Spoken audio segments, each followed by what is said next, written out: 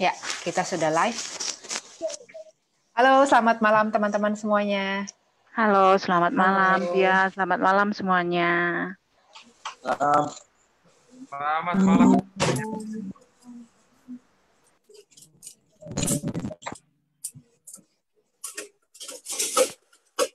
Mungkin sambil menunggu, kita mau dengarkan permainan musik dulu, atau kita mau langsung mulai?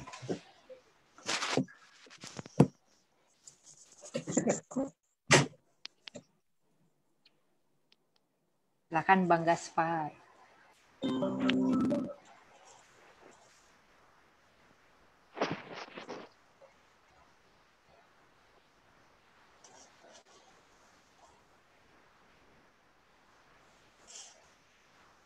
Nggak kedengeran ya musiknya?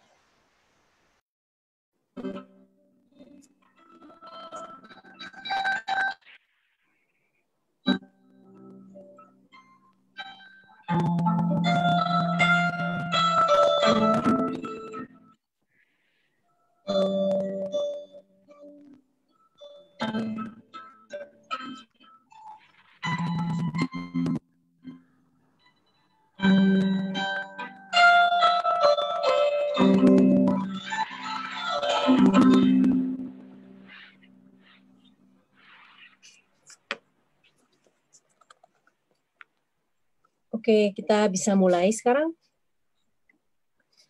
Oke, selamat malam saudara-saudari terkasih dalam Kristus. Shalom semuanya. Shalom. Selamat datang ke webinar KKIHK Duc in Altum yang hari ini bertemakan perkawinan Katolik. Terima kasih untuk kalian semua, dimanapun kalian berada yang sudah bergabung pada malam hari ini.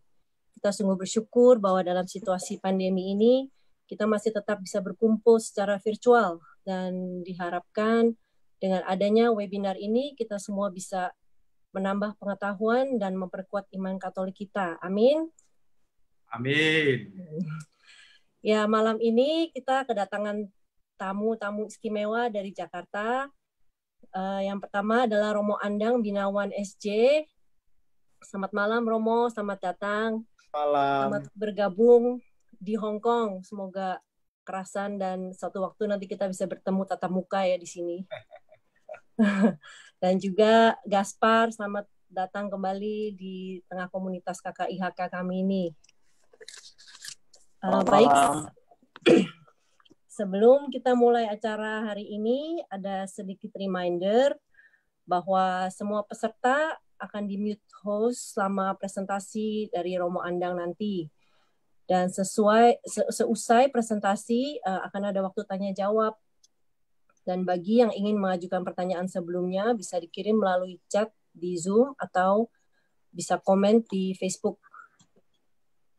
Dan yang terakhir, jangan kemana-mana karena seusai tanya jawab nanti akan ada kuis berhadiah.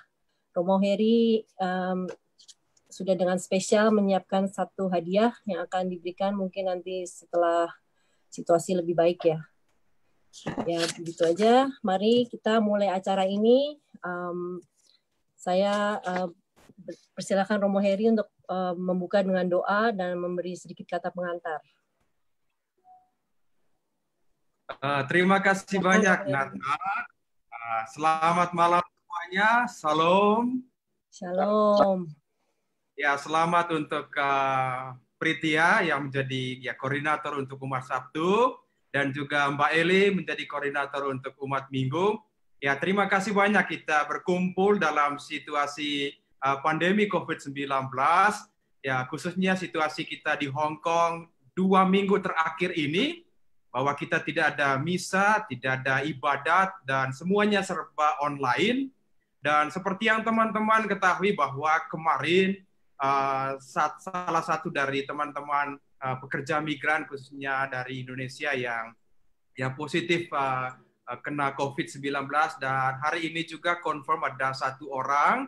Jadi kita sesama perantau sebelum webinar ini kita berdoa untuk mereka semuanya, teman-teman perantau di mana saja yang sudah bergabung di webinar ini maupun yang masih dalam perjalanan.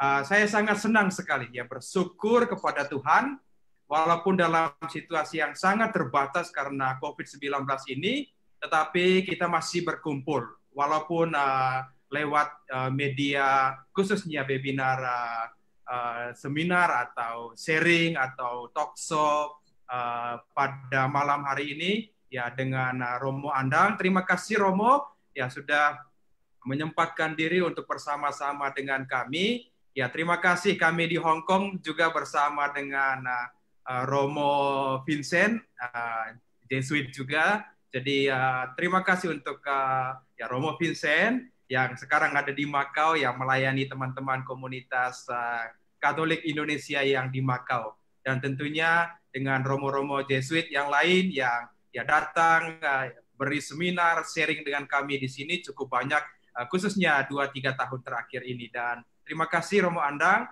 menyempatkan diri hadir bersama-sama dengan kita.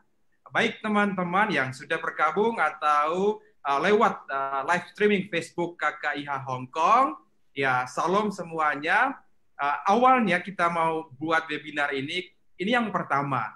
Sederhana saja alasannya, dalam situasi COVID-19 ini nggak bisa ketemu, lalu ngapain, lalu ada bincang-bincang seputar iman, gimana untuk ya merajut atau memelihara iman kita khususnya ya hidup berkeluarga dan yang sangat-sangat artinya kita sama-sama renungkan tentang hidup perkawinan yang tidak mudah dalam situasi dunia saat ini.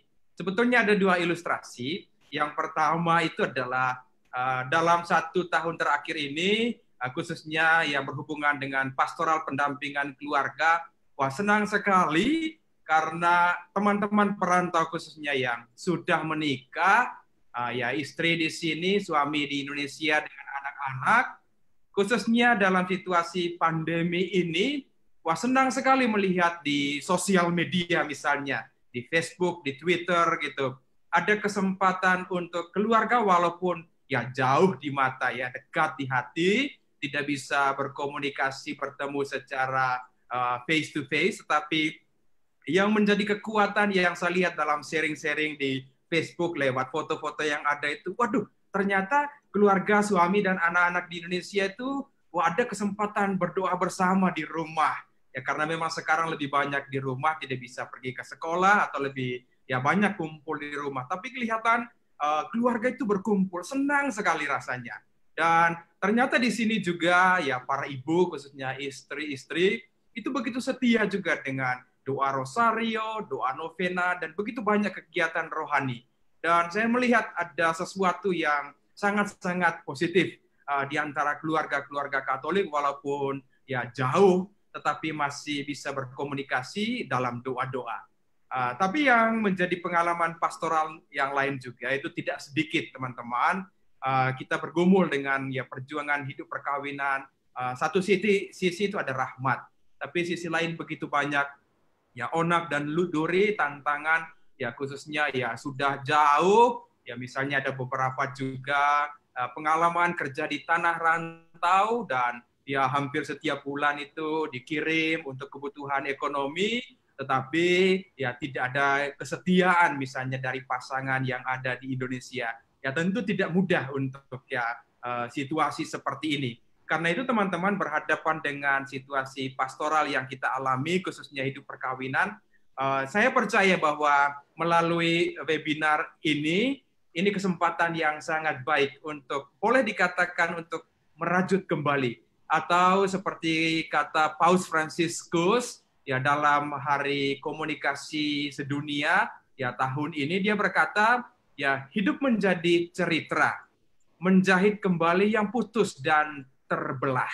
Kesempatan yang baik saat ini dengan adanya COVID-19 ini merajut kembali tali kasih dalam hidup perkawinan. Dan tentunya ya kita sangat berharap yang putus bisa sambung kembali, yang terbelah ya bisa merapat kembali dalam kasih persaudaraan. Karena itu inilah yang menjadi ya tujuan kita pada malam hari ini. Ya terima kasih khususnya teman-teman yang sudah mengkoordinir acara yang sangat sederhana ini, tetapi semoga membawa ya berkat untuk kita semua. Jadi teman-teman, ya kita satu hati ya berdoa bagi keluarga keluarga, khususnya yang mengalami situasi boleh dikatakan padang gurun, biarlah ya kasih suci Tuhan Yesus itu senantiasa menguatkan mereka, ya meneguhkan dan senantiasa memberkati mereka. Karena itu, mari kita satu hati dalam doa, biarlah kasih Tuhan memberkati acara ini dari awal bahkan sampai pada akhirnya. Dalam nama Bapa dan Putera dan Roh Kudus. Amin. Tuhan, kami sangat bersyukur kepadamu pada malam hari ini.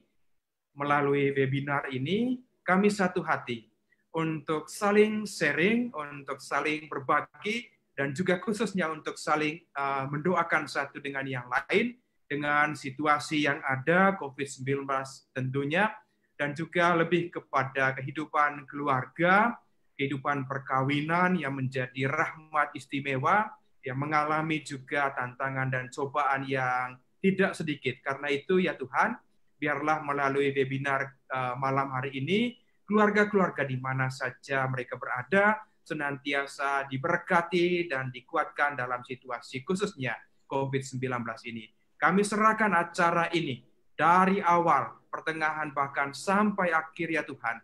Semoga membawa berkat tidak hanya bagi kami, tetapi bagi mereka yang kami jumpai dalam pekerjaan, dalam pelayanan, dan tugas kami setiap hari. Inilah kami ya Bapa, kami mohon berkat-Mu untuk acara kami pada malam hari ini. Kemuliaan kepada Bapa dan Putera dan Roh Kudus, seperti pada permulaan, sekarang selalu, dan sepanjang segala masa. Amin. Saya serahkan kembali ke Nat-Nat. Terima kasih dan selamat mengikuti webinar. Salam semuanya. Salam, terima kasih Romo Heri untuk doanya. Mari kita mau menikmati nyanyian pujian dari Gaspar sebelum kita masuk ke dalam pembahasan perkawinan Katolik ini. Terima kasih, Gaspar. Silakan. Oke, selamat malam semuanya. Selamat malam. Ya, ini saya main alat musik sasando namanya, alat musik dari NTT. Dan berdasarkan pesan dari Patir, saya akan menyanyikan lagu bertemakan perkawinan ya. Judulnya Berkatilah. Saya kira mungkin kita tahu semua nih lagu ya.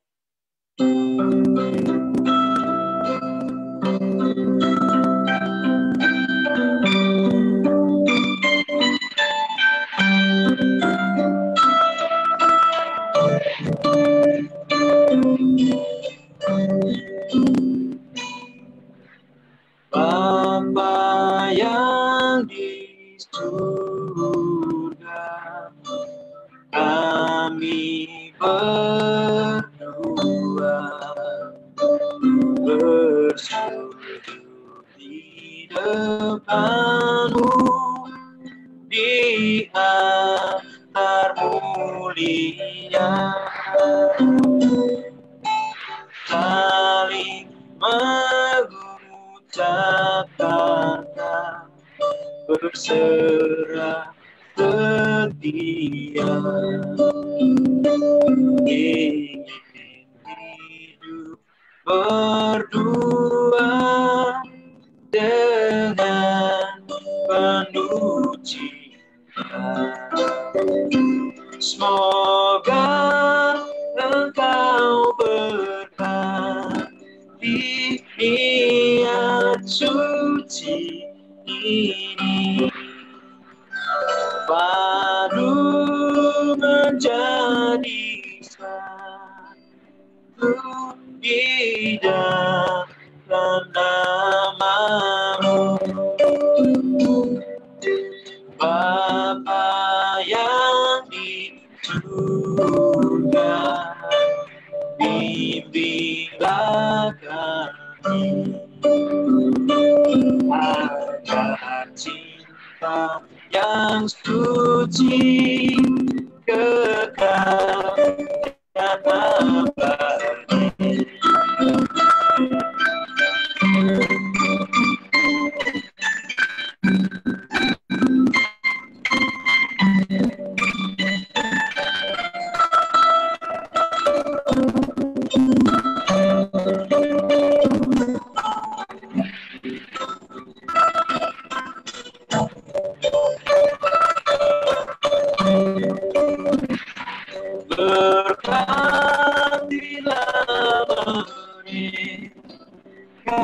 temukan bahagia.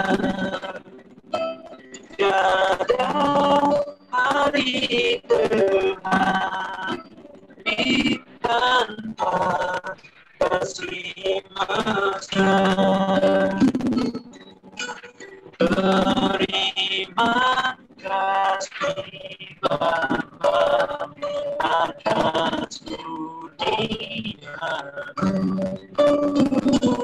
di hari indah ini kami bahagia. Oke, terima kasih. Terima kasih Gaspar. Semoga kita semua bahagia. Amin. Ya, kita akan melanjutkan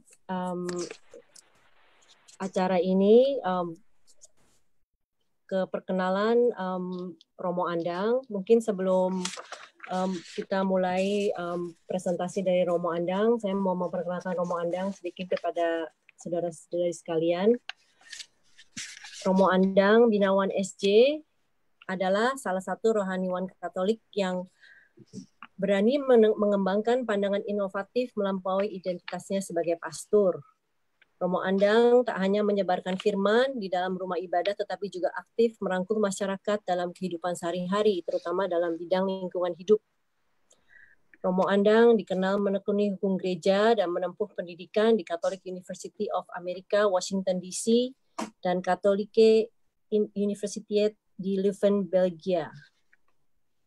Romo Andang juga tak lupa terkenal sebagai Romo para selebritis, karena beliau sering diminta untuk memberkati perkawinan para selebritis.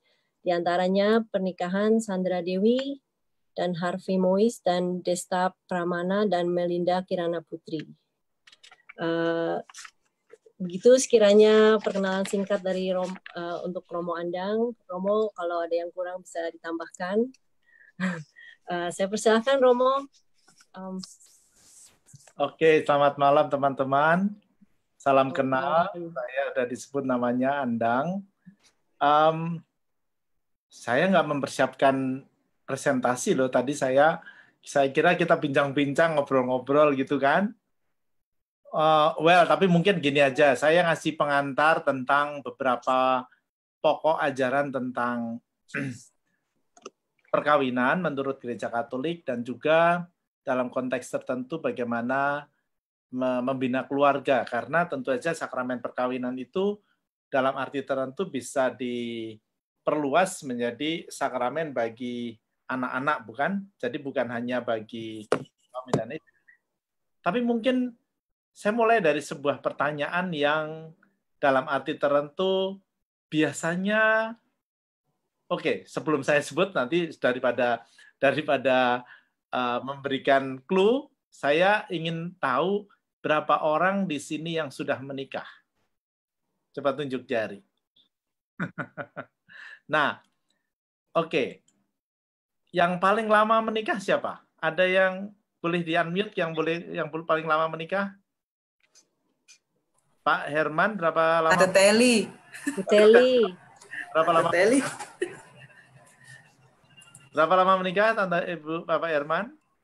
Tante Teli berapa lama? 42 tahun, 43 tahun dari Romo. Oh, lama sekali. 42 tahun. Masih ingat siapa yang memberi sakramen perkawinan?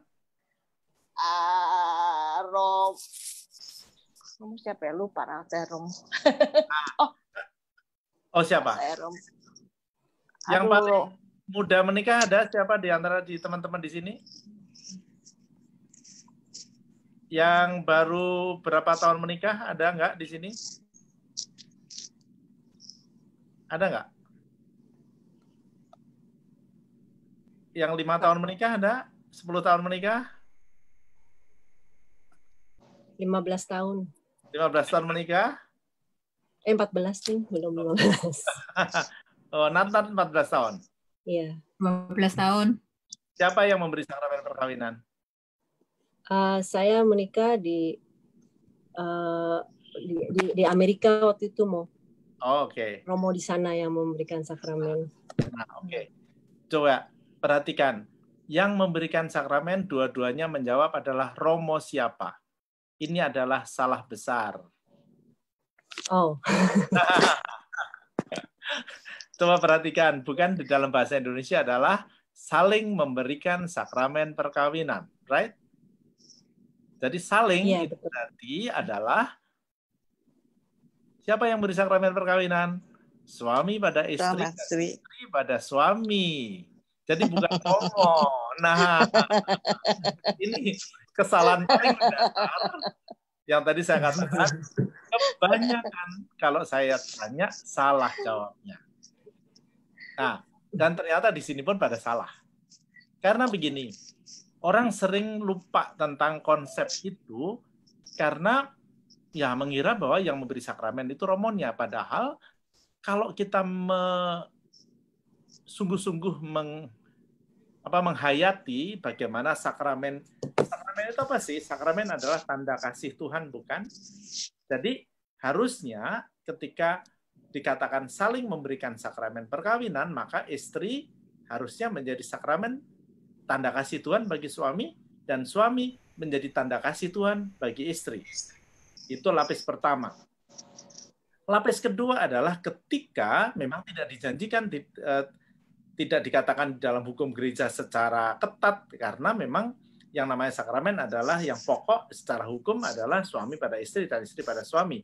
Tetapi secara teologis kan kita tahu bagaimana suami istri yang kemudian mempunyai anak ya harus menjadi tanda kasih bagi anak-anak. Maka menjadi sakramen bagi anak-anak juga. Itu lapis kedua. Lapis ketiga adalah ketika menjadi keluarga lalu menjadi tanda kasih Tuhan bagi masyarakat di sekitarnya. Maka dengan demikian yang menjadi cita-cita adalah tanda kasih Tuhan. Yang satu memberikan diri pada yang lain. Kalau kita ingat janji perkawinannya, yang 42 tahun masih ingat janji perkawinannya. Jangan-jangan nama pasangannya pun lupa. Gitu kan. Sehingga kemana-mana dipanggilnya Hani. Kenapa? Karena lupa namanya. Well, tapi mari kita ingat saja sejenak bahwa yang paling standar janji perkawinan adalah ketika yang satu mengatakan aku menerima engkau sebagai suami atau istriku dan aku akan mengabdikan diriku di dalam suka dan duka, dalam sehat untung dan malang. Nah, kadang-kadang orang mengira hanya sampai di situ, padahal seharusnya kalau mau ditambahi yang lain dalam kurus maupun gemuk, dalam kencang maupun keriput, ya nggak apa-apa, gitu kan? Itu kan untung dan malang, gitu kan? Padahal kalau tambah gendut kan harusnya untung kan, tambah untung berapa kilo gitu kan? Nah, lalu dikatakan sampai maut memisahkan kita. Coba perhatikan janjinya adalah mengabdikan diri, berarti kan dalam arti tertentu yang memang memberikan diri. Jadi saya suka mengatakan bahwa orang Katolik atau suami Katolik atau istri Katolik sering terjebak pada sebuah paham yang mengira bahwa ketika saling menjanjikan tadi janji perkawinan itu lalu merasa memiliki seorang istri, memiliki seorang suami. Pada dasarnya tidak salah, tetapi kata memiliki kalau fokusnya pada diri sendiri jadi salah. Karena harusnya kan memberikan diri. Sakramen adalah menjadi tanda kasih Allah. Maka di sini saya sering mengingatkan kepada pasangan-pasangan untuk tidak terjebak pada kata memiliki. Karena seharusnya pertanyaan yang diajukan oleh suami atau istri setelah 5, 10, 14, 43 tahun itu bukan aku sudah mendapat apa dari suamiku atau sudah mendapat apa dari istriku, tetapi aku memberikan apa pada suamiku, aku memberikan apa pada istriku. Kata memberi itu kan kasih. Nah, dalam hal ini, saya mau menggarisbawahi kata kasih yang dijanjikan seorang suami pada istri dan istri pada suami. Yang dijanjikan itu kasih. Bukan sekedar cinta loh. Karena memang dalam hal ini saya membedakan di dalam bahasa Indonesia, karena di dalam bahasa Inggris tampaknya tidak ada perbedaan antara love, karena love itu artinya banyak, tetapi dalam bahasa Indonesia ada 3 kata yang bisa membedakan, yaitu sayang, cinta, dan kasih. Apa bedanya? Saya membedakannya begini. Sayang adalah pada waktu pacaran. Ini paralel dengan bahasa Inggris infatuation sebenarnya. Jadi belum sampai pada love, belum sampai pada mature love. Karena apa?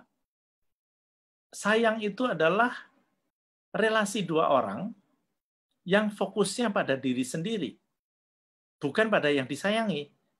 Akan kelihatan dalam gejala seperti ini, misalnya pada waktu sedang mulai pacaran, sudah mulai tertarik, yang satu kirim message, I love you, kirim surat, I miss you, lalu tidak dibalas.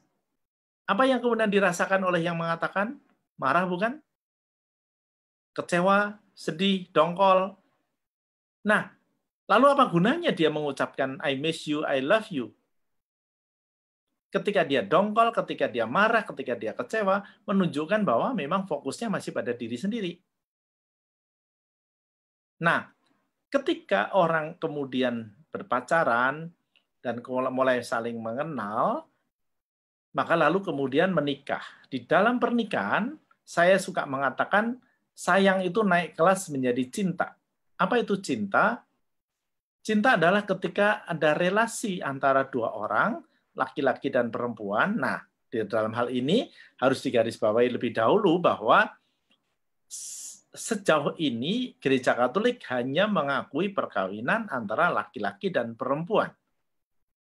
Bukan laki-laki dan laki-laki atau perempuan dan perempuan, karena Gereja Katolik memandang bahwa perkawinan salah satu tujuannya adalah mendapatkan anak. Bagaimana mungkin laki-laki dan laki-laki bisa mendapatkan anak? Ada yang mengatakan bahwa ya kan bisa ngangkat anak. Enggak. Anak dalam hal ini adalah anak biologis sebagai buah kasih sungguh-sungguh. Nah, sebelum saya masuk kepada perkara kasih, kembali kepada apa yang tadi saya katakan sebagai saling mencintai. Saling mencintai adalah ketika ada relasi antara laki-laki dan perempuan yang mau memberikan dirinya kepada pasangannya. Tetapi apa yang kemudian kita lihat adalah bahwa seorang suami berjanji memberikan dirinya kepada seorang istri karena istrinya masih cantik, masih seger, masih kenceng, masih sehat, masih langsing, atau juga masih kuat. Tetapi sebuah pertanyaan, bagaimana nanti? Itulah yang dijanjikan. Demikian juga seorang istri menjanjikan diri kepada seorang suami karena suaminya masih ganteng, masih sehat, masih kuat, juga kadang-kadang masih kaya, gitu kan? Nah, itu cinta. Jadi aku memberikan diri, tetapi di dalam benaknya masih ada tanda petik pamrih, pihak lain pun akan memberikan diri. Itu cinta. Nah, yang dijanjikan pada dasarnya adalah bukan sekedar cinta, tetapi kasih. Kasih adalah seperti dikatakan oleh Yesus sendiri kan, tidak ada kasih yang lebih besar daripada kasih orang yang memberikan dirinya untuk sahabat-sahabatnya. Jadi kasih itu adalah pengorbanan sepenuh-penuhnya bagi orang yang dikasihi. Entah dia masih sehat atau sakit atau bahkan sebenarnya tidak ada pamrih, tidak ada maksud untuk mendapatkan keuntungan bagi dirinya sendiri. Itu kasih. Maka dengan demikian, sakramen perkawinan adalah sebuah upaya terus-menerus yang perlu dilakukan oleh suami istri di dalam hidupnya. Pada awal diskusi ini, sebagai bagian terakhir saja, supaya nanti kita masih bisa berdiskusi, adalah sebuah pertanyaan yang sering diajukan kepada saya. Bagaimana mungkin seorang yang menyebalkan itu bisa menjadi tanda kasih Tuhan? Saya mau mengatakan bahwa tanda kasih Tuhan itu adalah juga di dalam ketidaksempurnaan seseorang. Kita tahu bukan bahwa hidup manusia itu selalu tidak sempurna. Tidak ada orang tua yang sempurna, tapi berarti juga tidak ada suami yang sempurna. Tidak ada istri yang sempurna. Mau dibawa ke Korea juga nggak akan sempurna, bukan?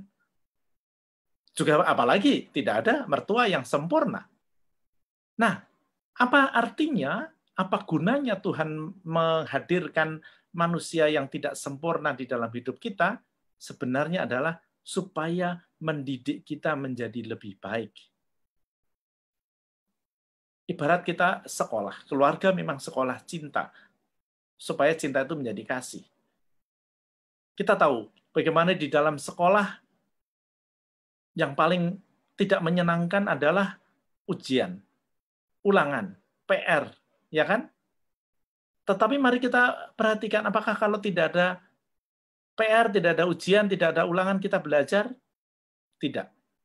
Jadi yang membuat kita menjadi lebih pintar, yang menjadi kita menjadi lebih dewasa adalah ujian-ujian.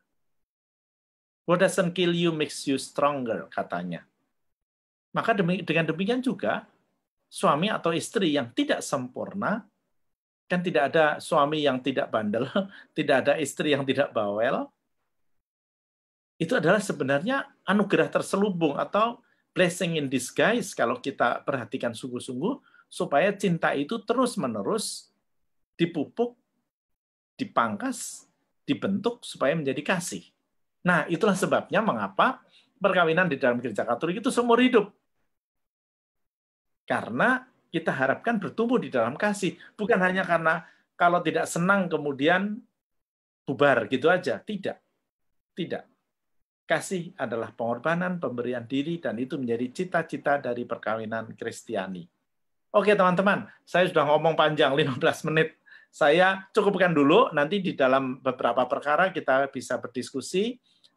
Saya kira sudah ada banyak pertanyaan yang saya tidak hafal, tapi mungkin Nat nanti bisa menyampaikan. Terima kasih. Ya, terima kasih Romo.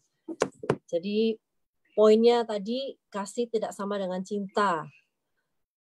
Dan sekarang saya mau bertanya ya, kalau misalnya ada satu pertanyaan di mana mungkin pacarnya bukan agama yang sama, tapi sama-sama pengikut Kristus. Bagaimana cara memutuskan apakah harus menikah dan menikah dengan ikut agama yang mana dan apa baiknya gitu kan?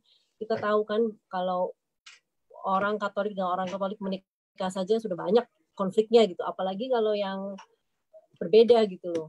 Apakah sebaiknya untuk supaya kedepannya tidak ada masalah ya, mungkin kita pikir-pikir lagi dulu apakah it's okay to go masuk ke dalam komitmen perkawinan gitu. Kira-kira Romo pandangannya bagaimana kalau ada situasi seperti itu? Oke, begini, mari kita lihat bagaimana perkawinan pada dasarnya adalah pertemuan dua pribadi yang unik, bukan? Setiap pribadi adalah unik. Dan setiap keunikan, setiap perbedaan pada dasarnya adalah potensi konflik. Tadi sudah dikatakan, Nat mengatakan bahwa perkawinan di antara dua orang Katolik aja banyak konflik. Apalagi yang berbeda. Betul banget. Karena apa? Perbedaannya tambah satu kan? Dan perbedaannya itu adalah perbedaan yang penting banget. Perbedaan yang tidak penting, konfliknya ya tidak penting lah. Bisa diatasi lah.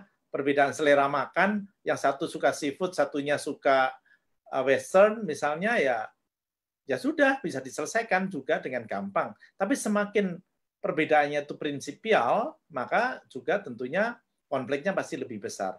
Itulah sebabnya mengapa gereja Katolik atau juga agama-agama lain juga sangat, ya kalau Katolik sih sangat memberikan warning, jangan, gitu kan? Di beberapa agama lain malah melarang, kita sih jangan. Artinya apa? Kesulitannya itu besar. Cuma kalau kamu sendiri bisa, mau dan berjanji mau, ya apa boleh buat gitu kan.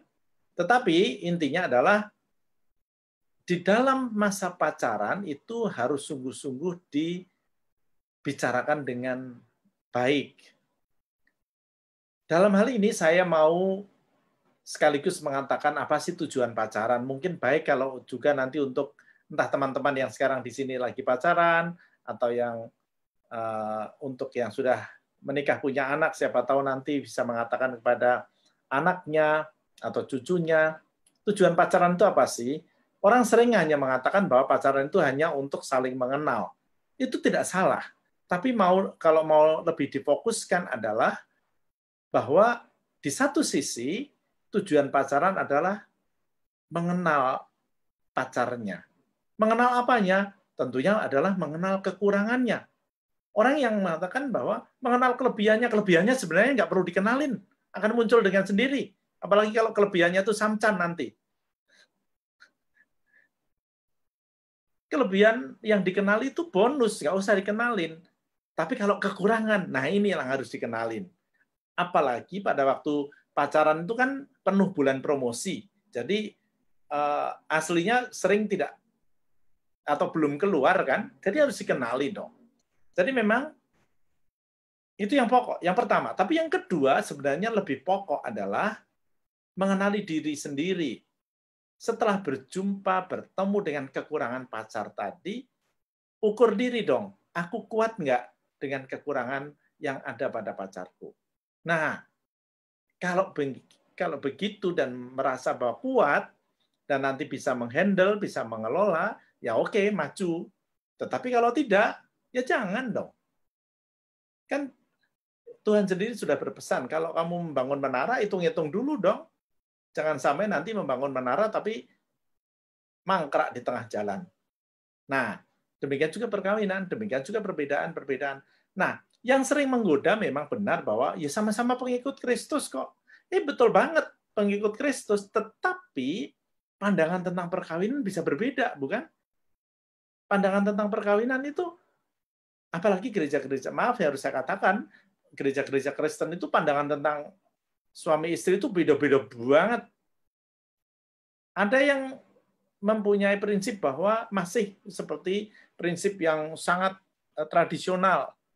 Laki-laki harus menjadi dalam arti tertentu pemimpin benar-benar, lalu istri yang harus mengikuti.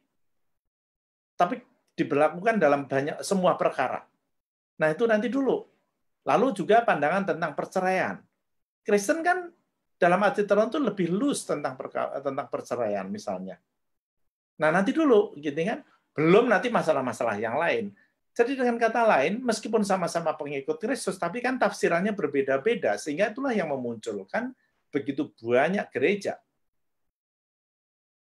Dengan demikian, mau saya simpulkan, ini pun adalah tidak jaminan bahwa sama-sama pengikut Kristus itu mempunyai landasan yang sama dan tujuan yang sama terkait dengan perkawinan. Jadi harus sangat-sangat dan super hati-hati di dalam memutuskan perkawinan campur, entah beda agama maupun beda gereja. Itu. Iya, terima kasih Romo. Seumur hidup ya. Seumur hidup. Iya. Iya.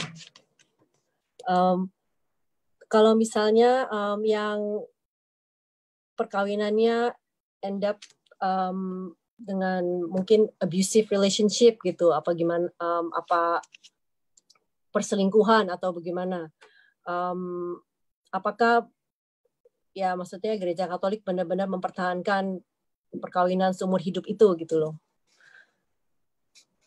Prinsip pertama kalau dijawab blatantly ya yes. Karena apa? Bukankah Yesus sendiri mengajarkan mengampuni itu berapa kali? Ya kan? Apa kan orang Katolik berapa kali mengampuni? Yeah.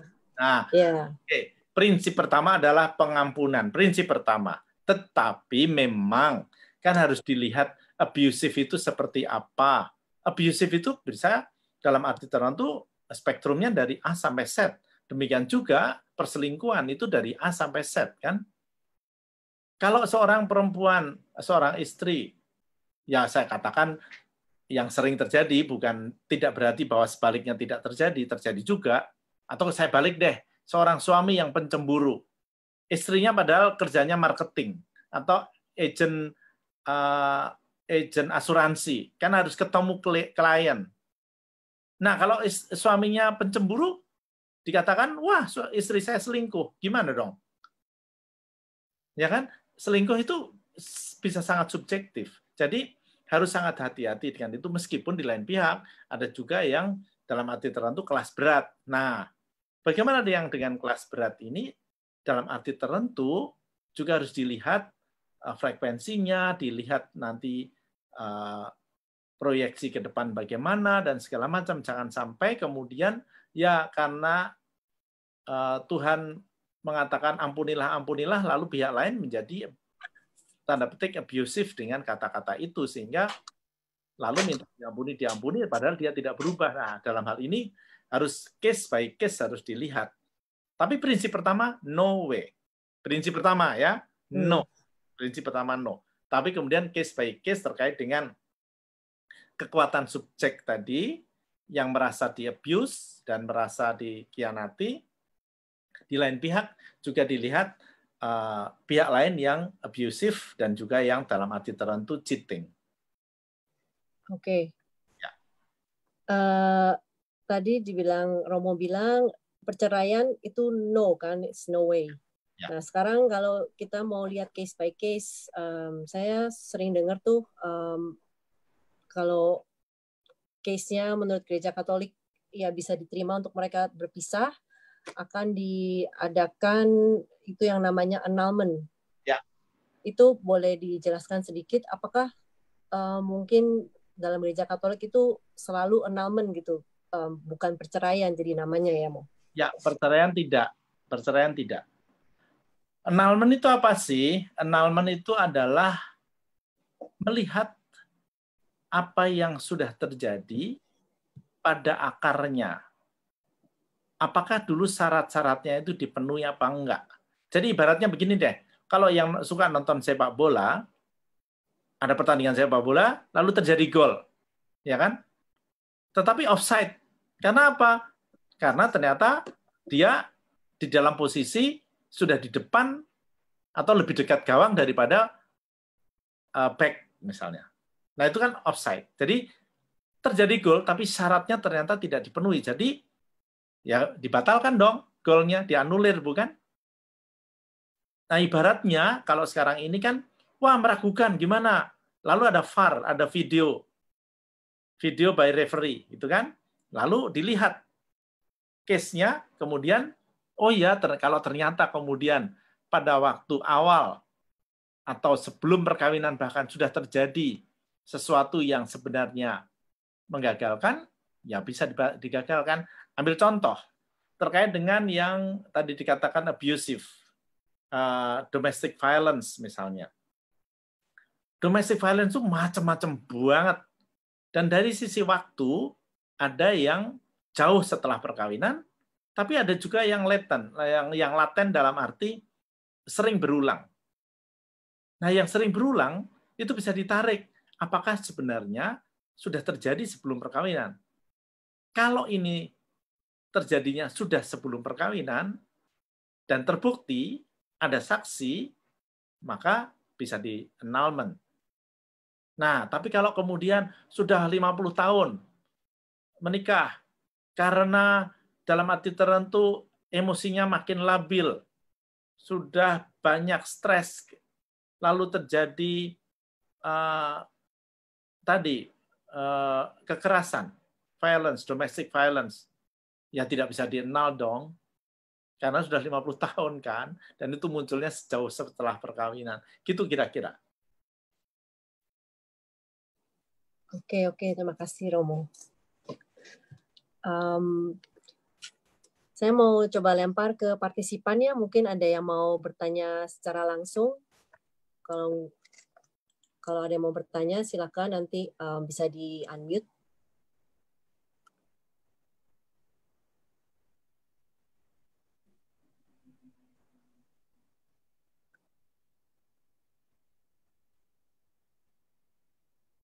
Ada yang mau bertanya, mungkin yang mau menikah atau yang sudah menikah 5 tahun, sudah menikah 20 tahun, bertanya tentang bagaimana Jangan sampai mempertahankan pernikahan. jangan sampai lupa siapa yang memberi sakramen perkawinan lagi ya.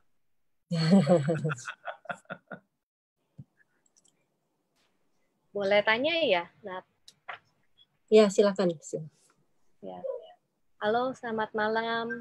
Malam. Romo, makasih sudah memberikan penjelasan. Saya mau bertanya untuk mewakili para PMI yang di Hong Kong. Ya. Ya, para PMI ini semua wanita-wanita hebat yang ke Hong Kong dan berjuang untuk masa depan keluarganya.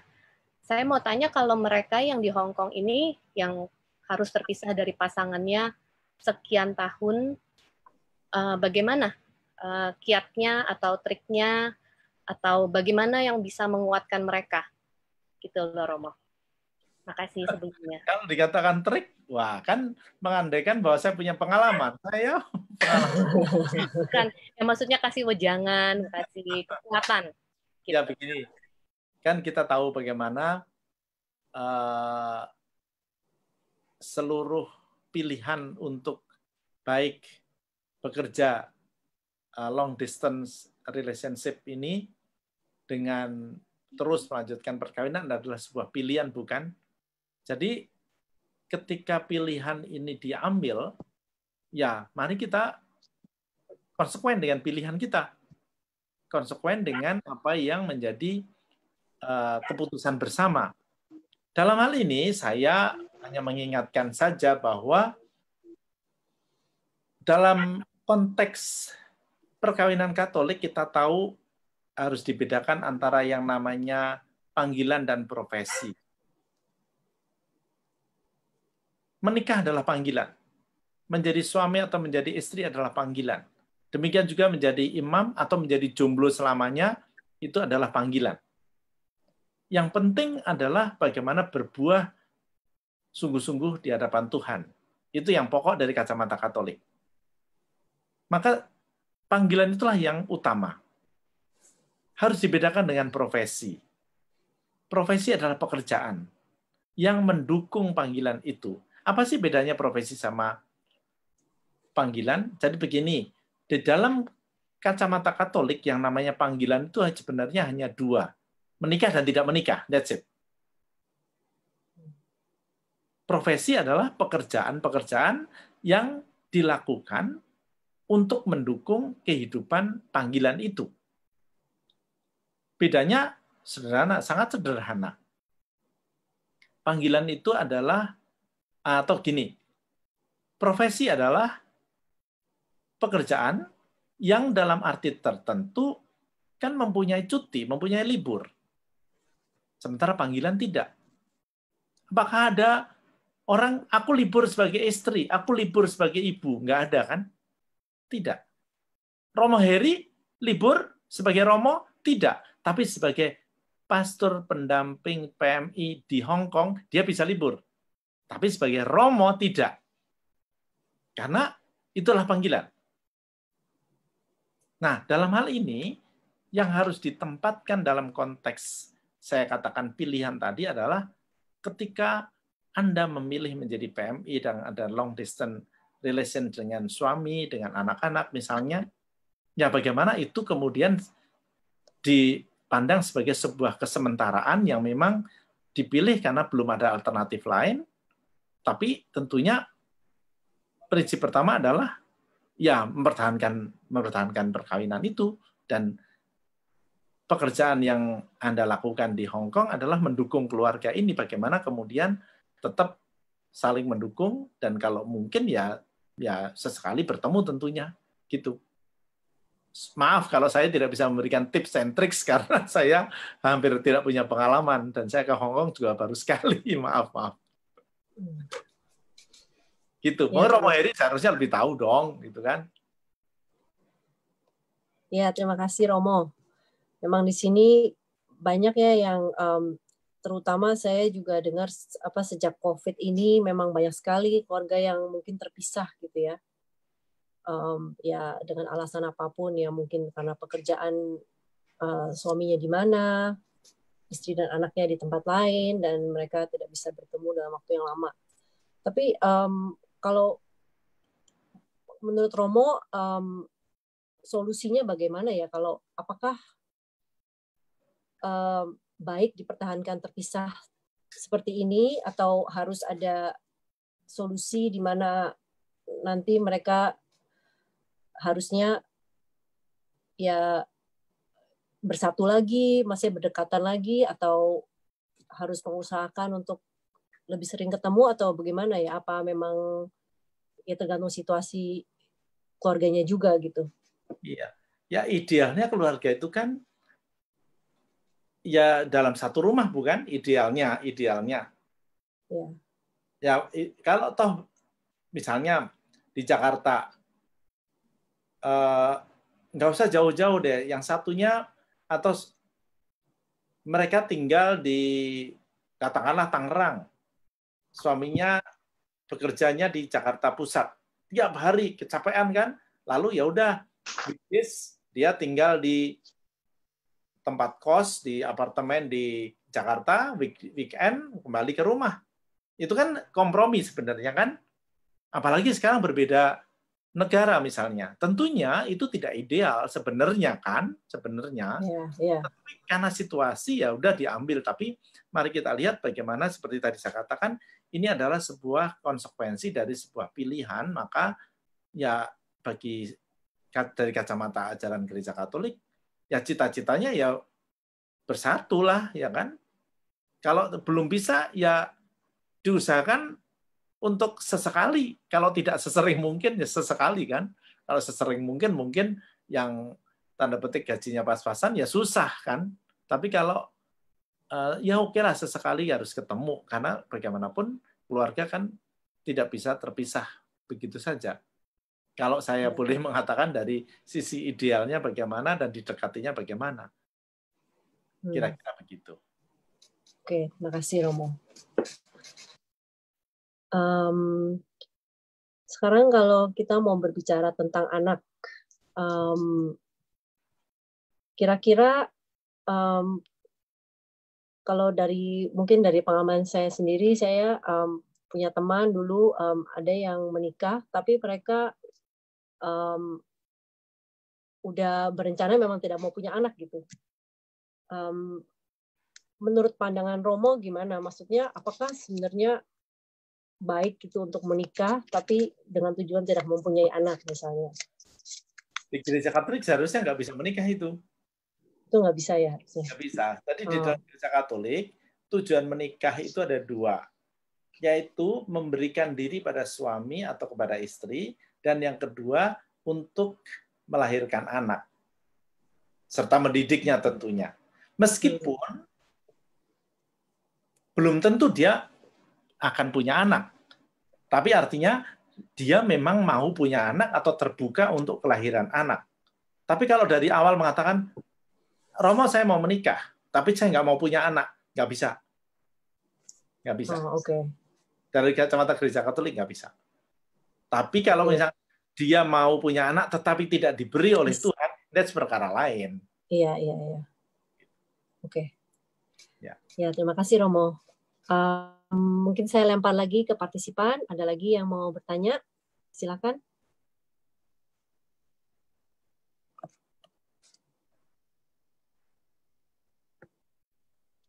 Halo Mbak Nat, mungkin boleh bertanya?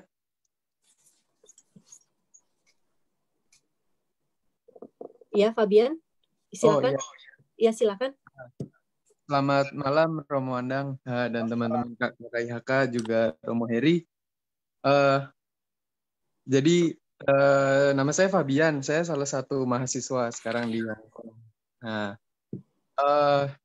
kebetulan akan lulus dalam waktu dekat. Nah, juga saya berencana menikah. Pasangan saya ada di Hongkong juga. Nah, kebetulan di tengah situasi COVID ini, tentu orang yang baru lulus akan susah mencari pekerjaan. Kita sedang berjuang untuk ya istilahnya mencari opportunities apa yang ada di sekitar kita, dan itu membawa keraguan gitu ketika kita akan menikah. Yang dulunya saya habis lulus mau kerja ke sini udah jelas, tapi tiba-tiba karena COVID ini berubah semua rencana kita. Nah, kira-kira menurut Romo, bagaimana kita sebagai pasangan yang baru akan menikah itu bisa menanggapi kondisi yang tidak yang tidak pasti, iya gitu, karena itu ya bagi beberapa orang mungkin termasuk saya dengan pasangan saya kebetulan lagi nonton juga.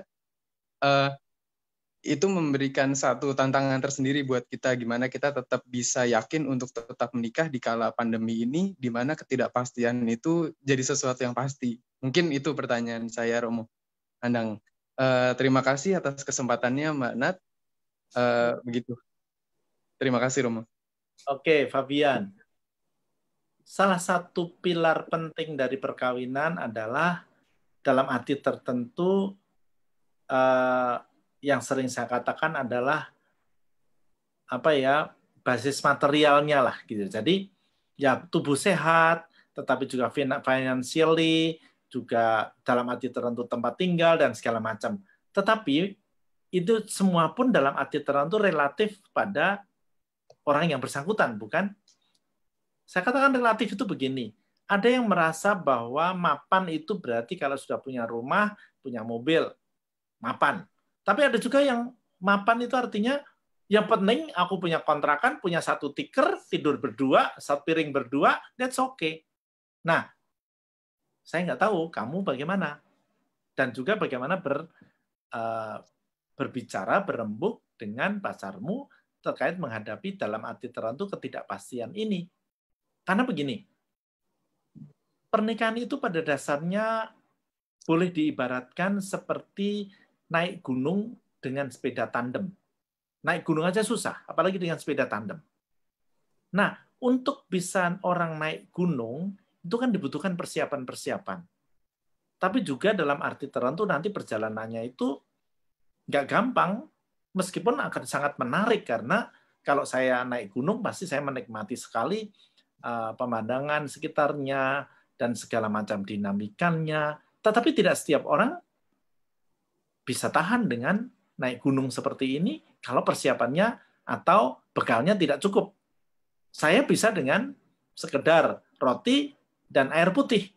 Tapi ada orang yang nggak bisa kalau hanya sekedar roti, harus ini, itu, dan segala macam. Nah, sekali lagi, silahkan kalian sungguh-sungguh berbicara, kira-kira standar, gampangnya begini deh, standar hidup untuk tanda petik nyaman sebagai suami istri itu yang kayak apa, dan kamu akan bisa mencapainya apa enggak. Jangan sampai yang satunya, kamu misalnya bisa tidur di atas tikar, istrimu tidak. Nah, susah kan? Nah itu tadi, bicarakanlah. Gitu Fabian. Ya. Terima kasih Romo.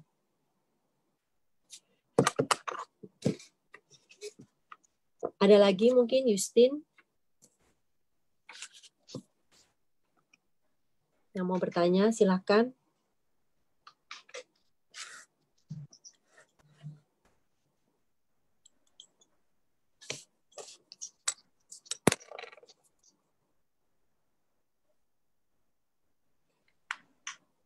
Kalau enggak mungkin saya mau ada pertanyaan lagi nih Mo. Bagaimana kalau pernikahan dengan ex-religius gitu? Itu apakah akan diberkati gereja? Maksudnya apakah boleh menjadi sakramen gitu?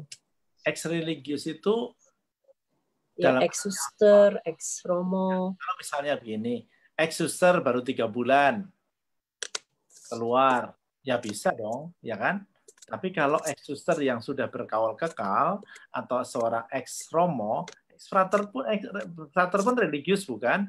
Nah, tapi kalau kemudian frater itu baru tingkat 3, baru tingkat 4, ya dia kembali menjadi awam dengan tidak terlalu sulit. Tapi kalau romo, nah lain perkara, karena kalau romo atau religius suster, bruder yang sudah kawal kekal, itu harus minta izin sampai Roma untuk bisa menjadi sakramen.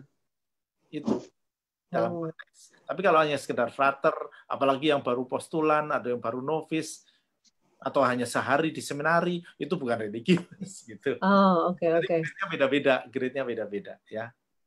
Oh. Kalau ex-pastor harus minta persetujuan ke Roma. Iya. Kalau mau Dan diberkati secara sakramen ya.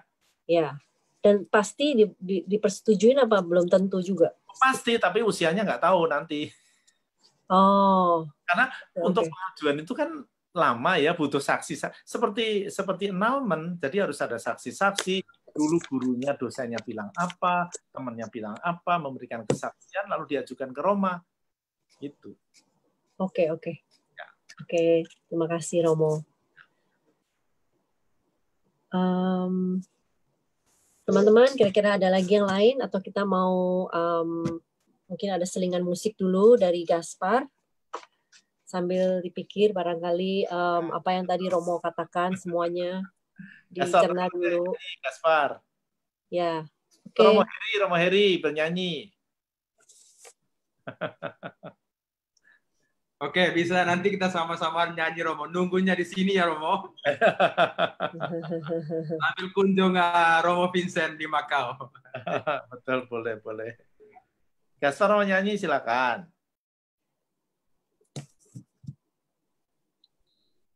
Oke, Gaspar. Kita minta selingan nih. Oke.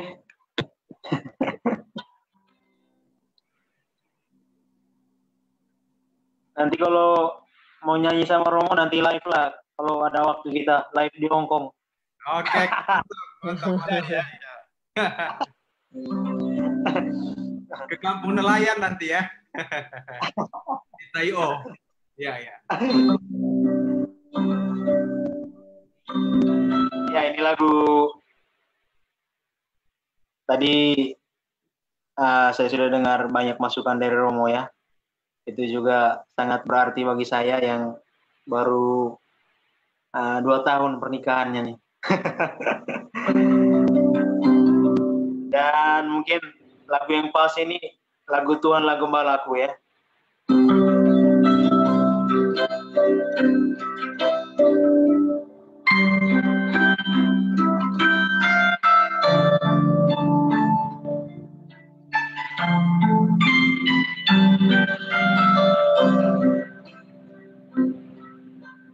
Tuhan adalah gembalaku, bukan kekurangan aku.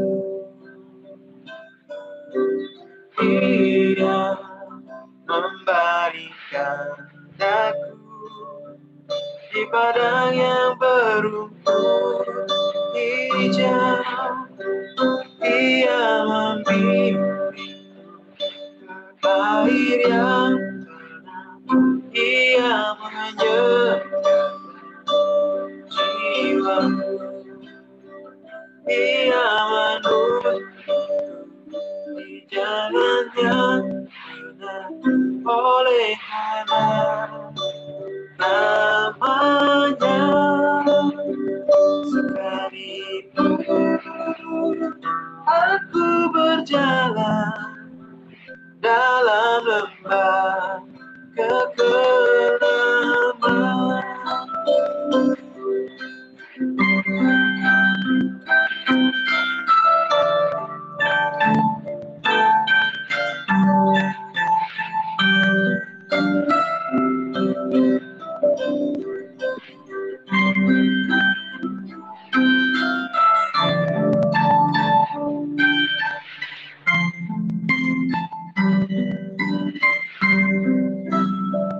Ia membimbing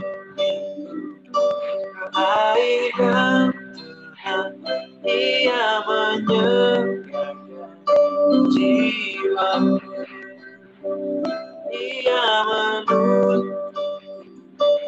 jalan yang benar, oleh karena namanya. Sekalipun aku berjalan dalam lembah kekelaman,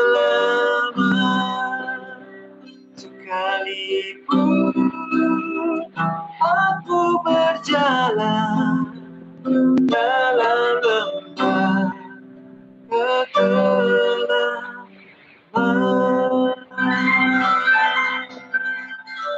Oke, terima kasih. Terima kasih, Gaspar.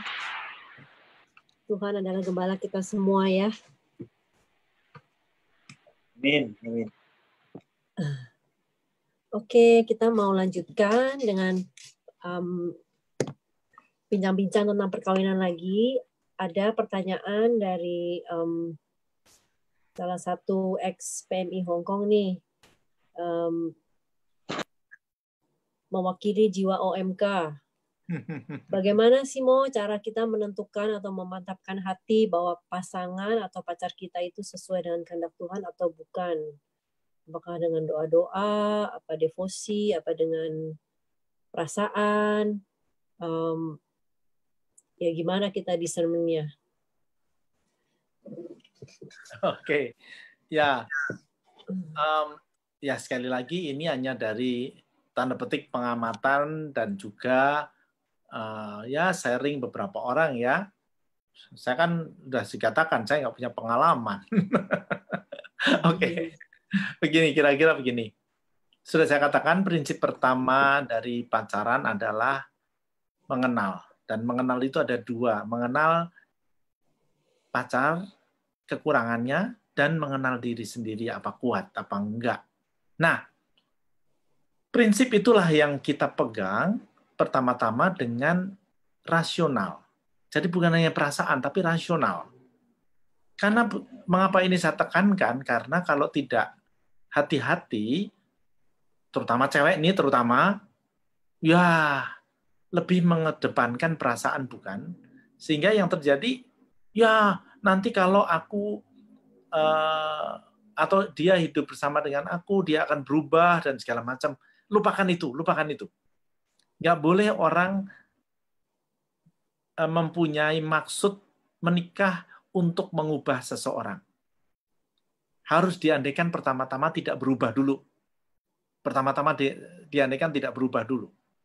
Bahwa dia nanti berubah menjadi lebih baik, itu disyukuri. Tetapi bahwa kesaksian hidup kita diharapkan memang, idealnya memang mengubah, iya, tetapi secara manusiawi jangan dipikirkan berubah dulu. Nah, setelah dipikirkan, kira-kira mengukur diri kuat apa enggak, itu yang dibawa ke doa. Dibawa ke doa, mohon terang Tuhan, mohon bimbingan Bunda Maria misalnya, lalu ditimbang-timbang lagi pro kontranya. Jangan hanya sekali lagi perasaan-perasaan yang lebih mengemuka atau yang dominan.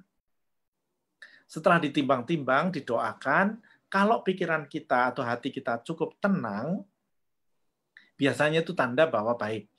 Tapi kalau kemudian dibawa di dalam doa, tetapi hati kita masih risau, nah ini harus ditanyakan lebih jauh. Bimbingan seorang rohaniwan mungkin akan membantu untuk melihat kalau masih resah seperti ini. Nah, apa yang mau saya katakan juga adalah berdoanya itu berdoa seperti apa? Berdoanya adalah bukan hanya mohon dan mohon dan mohon dan mohon, tetapi justru menghadapkan permasalahan ini di hadapan Tuhan, lalu Tuhan berbicaralah. Jadi dengan kata lain, kita pun harus mengambil waktu tenang yang cukup. Jangan hanya sekedar minta-minta. Nah, berdoa rosario pada dasarnya adalah cara supaya hati kita menjadi lebih tenang dan bisa mendengarkan Tuhan. Lalu seperti Bunda Maria, kita bisa menyimpan perkara di dalam hati dan merenungkannya. Ini penting sekali supaya kita bisa memahami kehendak Tuhan. Bukan hanya main perasaan, bukan berdasarkan hanya sekedar kekuatan kita saja atau kenekatan kita saja.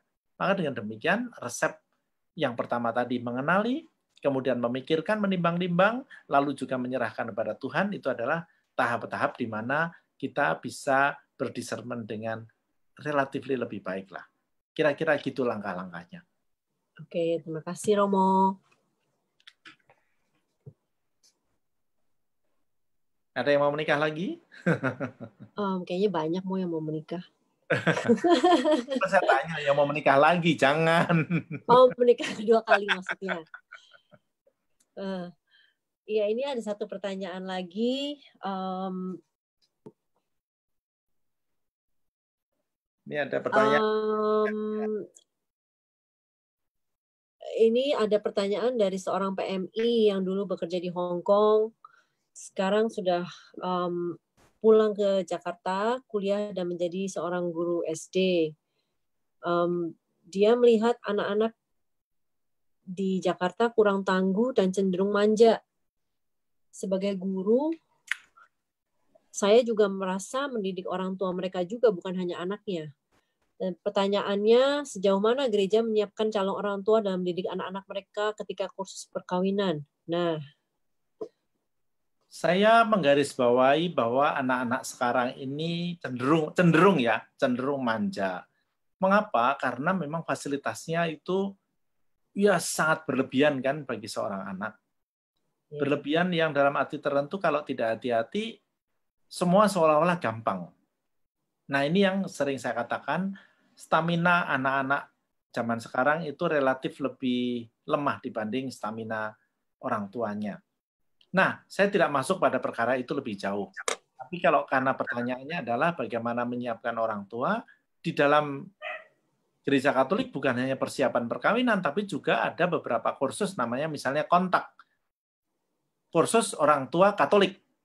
Itu kan termasuk bagaimana mendidik iman, mendidik kedewasaan anak-anak itu. Dan dalam hal ini saya mau wanti-wanti memang kepada orang tua, khususnya ibu-ibu, mama-mama, supaya jangan terlalu overprotective, misalnya.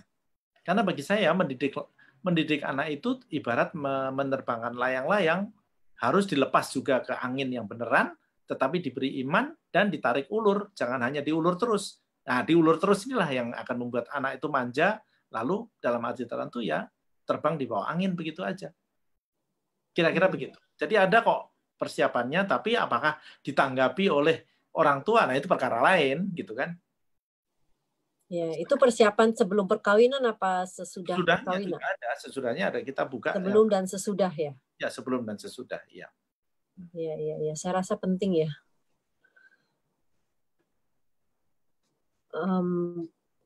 Mungkin untuk diingat semuanya itu kontak namanya kursus orang tua Katolik ya, Mo? Ya. Halo Romo Andang, saya Pritia. Saya mau tanya Romo. Ya. Mungkin mewakili kaum jomblowati di sini. Walaupun minggu depan kita ada satu lagi Romo, topiknya memang untuk yang masih single. Tadi Romo udah cerita tentang discernment untuk menentukan apakah ini pasangan yang sesuai. Tapi apakah ada discernment untuk mengetahui apakah saya itu ya seseorang yang masih belum menemukan jodohnya itu akan terpanggil untuk perkawinan atau tidak? Ada dong. Ada dong. Oh ya, tadi saya lupa menyebut bahwa untuk yang pacaran di Jakarta ada program namanya Discovery. Jadi ada program sebelum persiapan perkawinan itu biasanya kami anjurkan setahun sebelumnya misalnya atau setahun setelah pacaran untuk lebih menemukan apakah pasangan ini memang cocok apa enggak dalam arti tertentu. Jadi Discovery adalah sebuah program di mana orang tidak hanya sekedar bergumul dengan perasaan cinta, tetapi seperti tadi saya katakan ada dimensi rasionalnya untuk mengenal pasangannya. Well, oke, pertanyaan Pritia terkait dengan bagaimana panggilan. Kita tahu bagaimana panggilan Tuhan itu memang selalu ada pada kita. Bagi para jombloman-jomblowati yang sering menghambat orang untuk tidak mengenali panggilan Tuhan adalah obsesi seolah-olah misalnya harus menikah.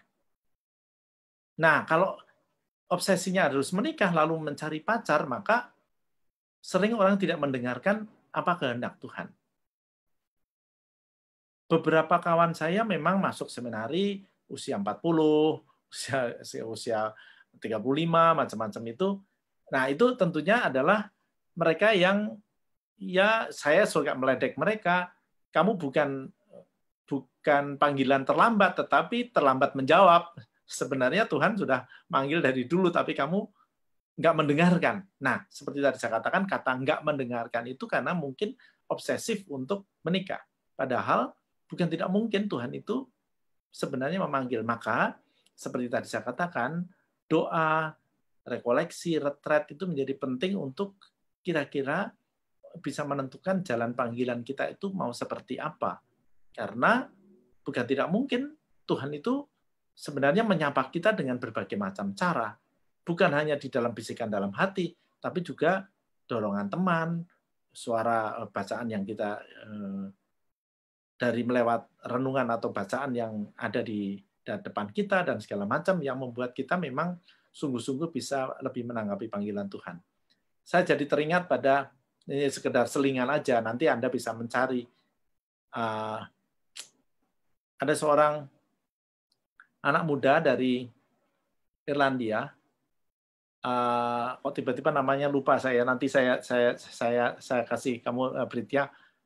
Ada seorang anak muda yang sangat berambisi menjadi bintang film, dan memang dia sudah mulai kontrak sana kontrak sini, cantik sekali, tapi suatu hari tanpa banyak dia duga, dia hanya ikut, tanda petik, ikut semacam ziarah, hanya sekedar hura-hura karena dengan temannya, tapi di sana dia disentuh oleh Tuhan. Maka pada usia 18 ketika karirnya itu sedang sangat naik, tiba-tiba dia memutuskan menjadi suster misalnya. Nah, itu bagaimana caranya Tuhan itu memanggil dengan sesuatu yang sangat unik yang dalam arti tertentu harus kita cerna dengan baik, dengan doa yang benar. Doa yang benar adalah doa yang dimana kita juga mendengarkan Tuhan, bukan hanya minta, mohon yang sering kita lakukan. Maka doa yang bisa lebih intensif tentunya adalah kalau kita rekoleksi atau retret, di mana kita bisa lebih menimbang-nimbang mana yang sebenarnya dikehendaki Tuhan untuk kita. Kira-kira begitu. Ada yang lain? Oke, terima kasih Romo. Ada lagi nih pertanyaan. Kira-kira kalau misalnya kita punya pasangan sudah melakukan pembatalan pernikahan, apakah bisa menikah lagi dalam gereja Katolik? Kalau dikabulkan, ya boleh dong. Kalau dikabulkan. Kan kalau hanya sekedar minta, ya belum tentu dikabulkan kan? Oke. Kan jadi orang yang sudah bercerai, mau menikah lagi, dia boleh mengajukan annulment, tapi tidak setiap pengajuan annulment itu dikabulkan. Seperti tadi, oh ya suami saya KDRT. Tapi kan kalau KDRT-nya setelah 30 tahun menikah, dan selama 30 tahun pertama itu baik-baik saja, ya masa mau dibatalkan sih? Gitu. Enggak dong. Nah, kalau kemudian kalau dikabulkan baru boleh menikah secara Katolik lagi. Gitu. Boleh sakramen lagi atau pemberkatan saja? Karena yang dulu dibatalkan kan? Oh, oke. Jadi sakramennya pun dibatalkan. Oke. Kalau dikabulkan. Iya, oke. Iya, terima kasih Romo. Kak Nat, saya mau tanya sama Romo. Iya, silakan. Halo Romo, saya Reta. Halo juga. Saya mau tanya, mungkin ada beberapa ya permasalahan yang seperti ini, dan saya ingin tahu nanti hukumnya bagaimana begitu. Misal yang perempuan, mereka pasangan lah ya, pacaran lah ya. Terus yang perempuan ini dia dulu pernah menikah. Dan karena dia menikahnya itu bukan di gereja, maksudnya bukan secara sakramen di gereja Katolik. Jadi dia sudah berpisah lah dengan yang pertama. Terus sekarang dia membangun hubungan lagi dengan seseorang, dan seseorang itu dia menikah di dalam gereja Katolik dengan sakramen Katolik ya pastinya, sakramen perkawinan. Tapi dia ditinggal oleh pasangannya. Terus mereka kan kepingin menikah. Terus di dalam gereja itu aturannya bagaimana? Gitu. Nanti kan misalnya menikah, mereka kan yang satunya belum, karena cuma ditinggal ya, belum bercerai. Maksudnya gimana? Kalau di gereja Katolik kan nggak bisa bercerai. Dan itu bagaimana, Romo? Mohon penjelasannya. Terima kasih. Saya hanya masuk pada perkara hukum gereja, bukan hukum sipilnya ya, karena hukum sipil di Indonesia dan di Hong Kong kan beda ya. Tapi begini saja dulu. Kalau ada seseorang menikah di gereja Katolik, maka pada prinsipnya adalah kalau dia mau menikah lagi, dia harus mengajukan annulment. Dan annulment ini adalah kalau sudah bercerai sipil juga. Secara sipil bercerai, lalu kan kita tidak mengakui perceraian itu, jadi harus ada yang namanya annulment.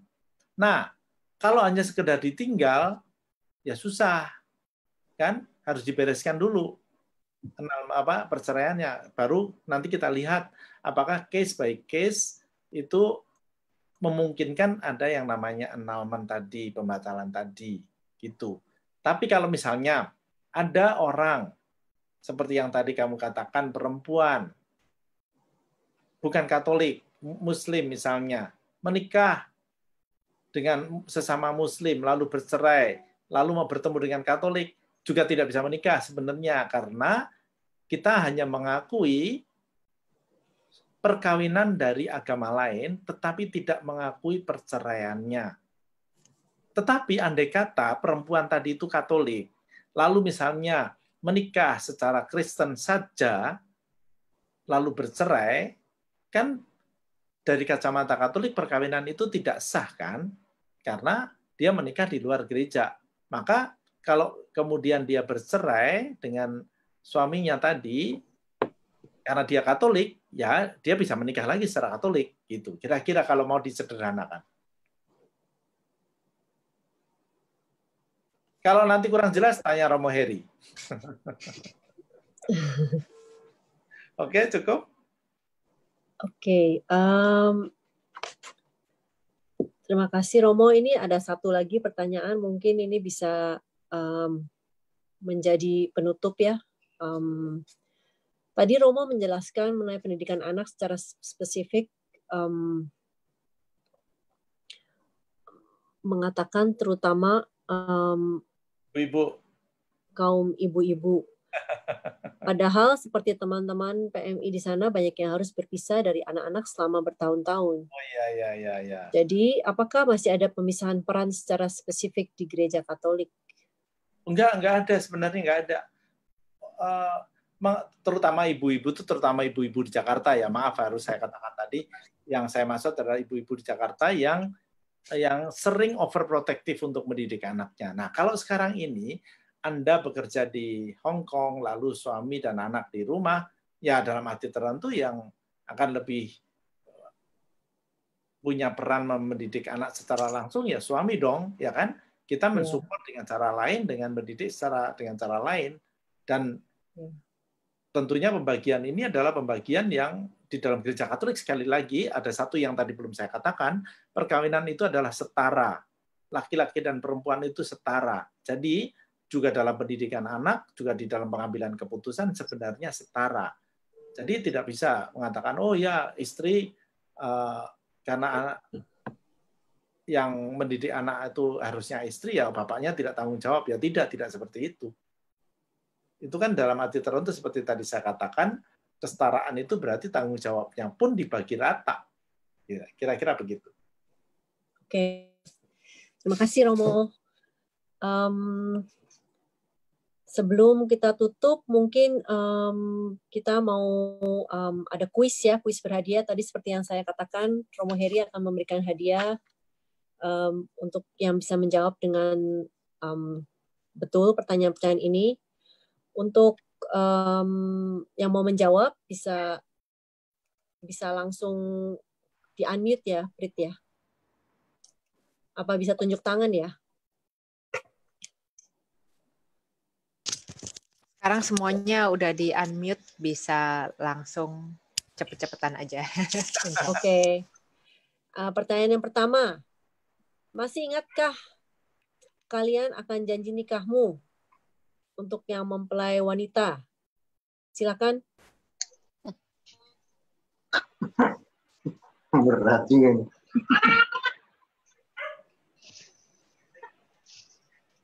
Itu mesti nyatanya ke Bu Teli. Pasangan yang udah 30-an tahun, ayo. Romo, hadiahnya apa dulu kayaknya? Hadiahnya ini ya. Kasih tahu ya. Ini kalau keluar malam hari bagus sekali. Ini center ya. Jadi ditulis di sini keren sekali. Bersinar bagi Yesus. Oke, sight for Jesus. Nah, ini dia. Jadi kalau pulang Indo nanti, ya untuk cari suami pergi kemana, ke hutan-hutan, pakai center ini aja. Iya. Oke. Silakan yang tahu, masih ingat janji perkawinan kalian yang sudah menikah? Saya aja hafal kok. Romo udah sering denger ya.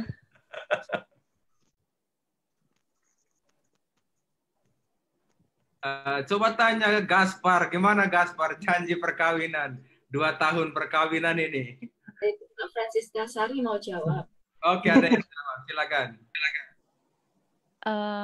Janji setia, janji dari mempelai wanita adalah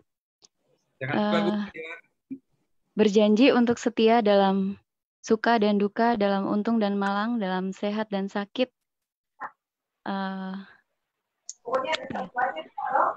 Kayaknya itu deh. Kurang dong. Kurang ya? Belakangnya masih ada sedikit lagi. Apanya? Janjinya ada lagi. Agak lupa rumahnya.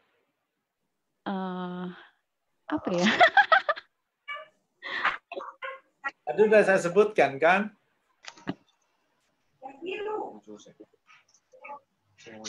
Saling mencintai, setia dalam untung dan malang, suka dan duka, sehat dan sakit. Terakhir, kalimat yang paling menentukan ini. Itu. Yang paling menentukan. Apa, Romo? Sampai maut memisahkan. Ya. Sampai maut memisahkan. Sampai maut memisahkan kita. Ya, di film-film. Kayak di film-film. Film-film niru Katolik, bukan jangan sebaliknya. Oh gitu. Jangan bilang Katolik niru film-film. No. Ya, berjanji setia dalam untung dan malang, suka dan duka, sehat dan sakit, sampai maut memisahkan. Wow, keren. Ya. Seumur hidup, mau mencintai dan menghormati engkau seumur hidup. Ya. Atau mau dapat sepeda.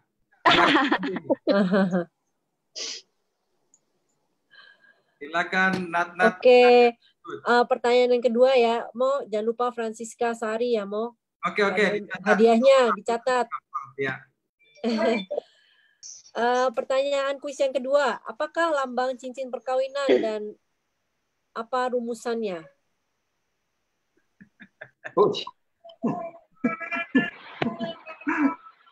Gaspar jawab itu baru. Gaspar baru 5 tahun, masih ingat kali Gaspar? 2 tahun tadi katanya. 2 tahun. Oh, di sini ada. 2 tahun ya, 2 tahun. Ada orang Kalimantan di sini. Mana ada Kalimantan? Prisil berarti Prisil masih beberapa bulan tuh. Prisil yang masih seger-seger itu berapa bulan nikahnya? Ayo. Lupa rumusannya. Prisil. Atau Kakak Mary Ngeni? Oh iya itu. Waduh. Udah mau 2 tahun mau lupa rumusnya. Enggak apa-apa. Apa maknanya itu? Makna cincinnya?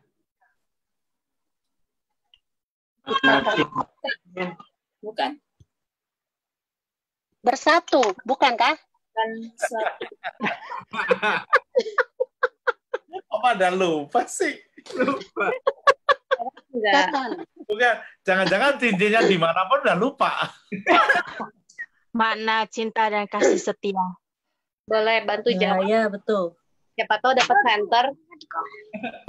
Makna cinta dan kasih setia. Oh, cinta dan kasih setia. Ini siapa yang jawab? Hello. Hey, not Charlie. Tiffany. Tiffany. Oh, Tiffany. Tiffany, because Charlie wants to become a priest. Oh, Tiffany, oke. Wah, pasangan. Coba diulang lagi, Tiff. Jawabannya diulang lagi bisa? Makna cinta dan kasih setia. Rumusannya bisa ingat-ingat dikit enggak? Terima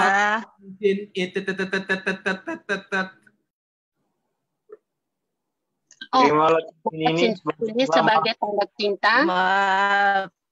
Taruh di jari mani. Something like that.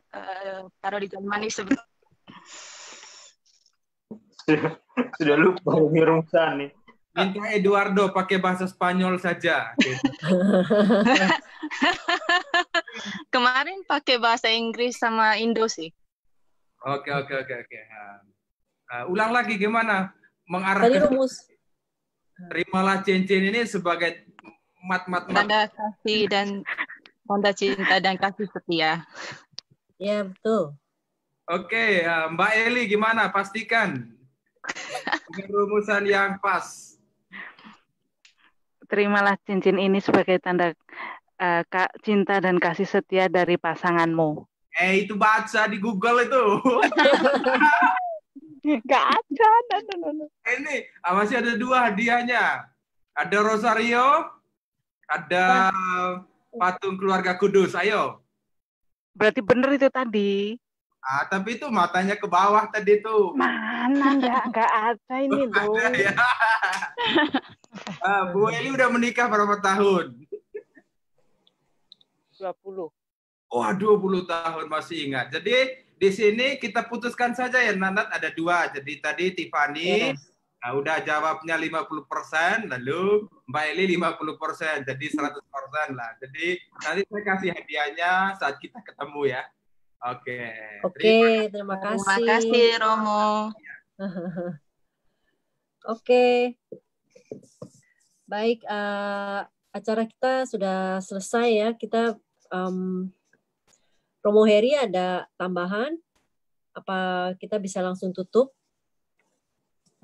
Beberapa yang dibicarakan tadi waktu sharing, kita masuk lagi, perdalamkan lagi nanti pada kegiatan-kegiatan di kelompok-kelompok, khususnya pendampingan keluarga baik yang persiapan menikah maupun yang sudah menikah.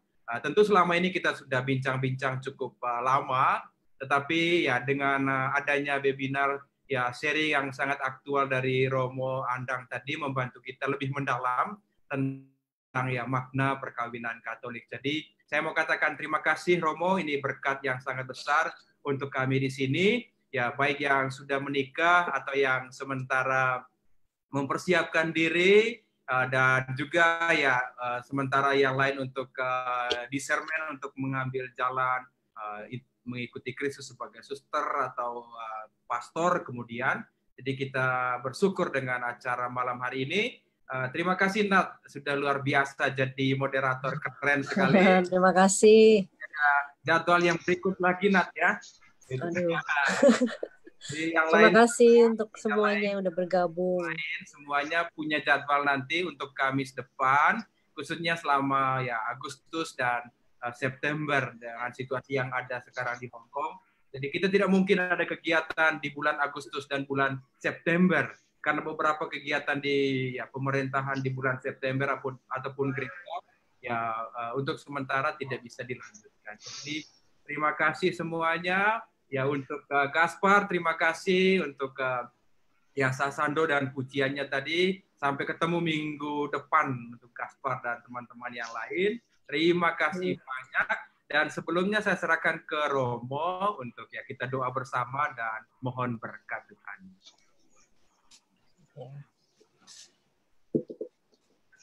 Baik, mari kita berdoa teman-teman. Dalam nama Bapa dan Putra dan Roh Kudus. Amin. Allah Bapa yang Maha Pengasih, kami bersyukur untuk rahmat kehidupan yang Kau berikan kepada kami, untuk kami pelihara sebaik-baiknya, agar juga tumbuh dan berbuah menjadi berkat bagi keluarga, sesama, dan dunia. Engkau juga memberikan panggilan untuk hidup dan berbuah itu di dalam dunia ini, maka terangilah kami supaya kami semakin menyadari panggilan ini, sehingga dengan demikian apa yang telah kami janjikan, juga terutama di dalam keluarga kami maupun yang nanti akan kami janjikan, dapat kami jalani sebaik mungkin. Dan terutama bagi yang sudah berkeluarga, berkatilah kami ya Tuhan, berkatilah suami atau istri atau juga anak-anak yang telah lahir, yang menjadi tanggung jawab bagi kami untuk sungguh kami pelihara sebaik-baiknya. Buatlah kami menjadi tanda kasih bagi mereka, sehingga namamu dimuliakan di dalam keluarga dan masyarakat dan dunia kami, demi kemuliaan-Mu kini dan sepanjang masa. Amin. Amin. Dan semoga seluruh upaya kita bertumbuh dan berbuah di hadapan-Nya senantiasa disertai dan dikuatkan oleh Allah Bapa yang Maha Kuasa, Bapa, Putra, dan Roh Kudus. Amin. Selamat malam. Selamat malam. Terima kasih banyak Romo Andang untuk waktunya. Terima kasih banyak untuk semuanya. Sekali lagi, sebelum kita semua leave, kita mau foto dulu ya, Prit? Oh, boleh. Iya. Boleh dibuka videonya teman-teman semua biar bisa difoto.